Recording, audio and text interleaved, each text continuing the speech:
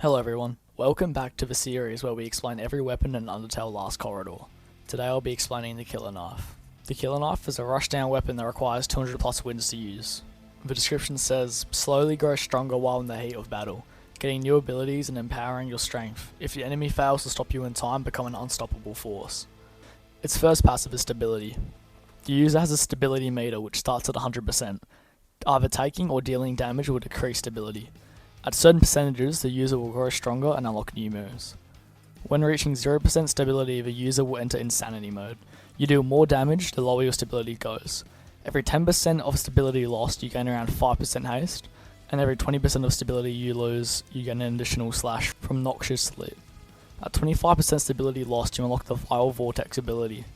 At 50% stability lost, you unlock the Transfiguration ability. And at 100% stability lost, you enter Insanity mode. You gain 18 temporary health up for 10 seconds and an extra 30% haste for a total of 68% haste. The Killer Knife's second passive is Helpful Voice.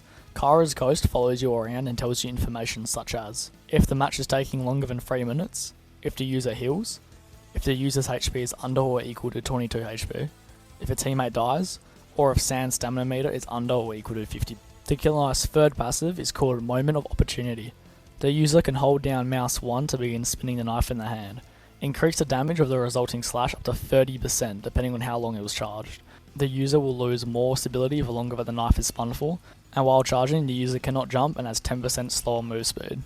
And finally, the fourth passive of the Killer Knife is Change of Heart. Reviving with Determination will grant the user 50% stability and remove their insanity state if active. The first ability is Noxious Slit, the R key. The user does a short dash which deals no damage and leaves behind a black laceration that will remain on the field for 30 seconds.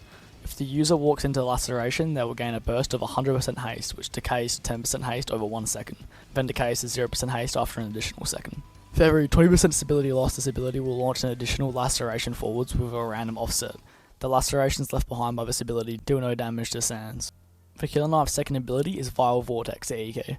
The user stabs the ground, creating a pool of goop for 12 seconds that applies 50% slug to the Sans player.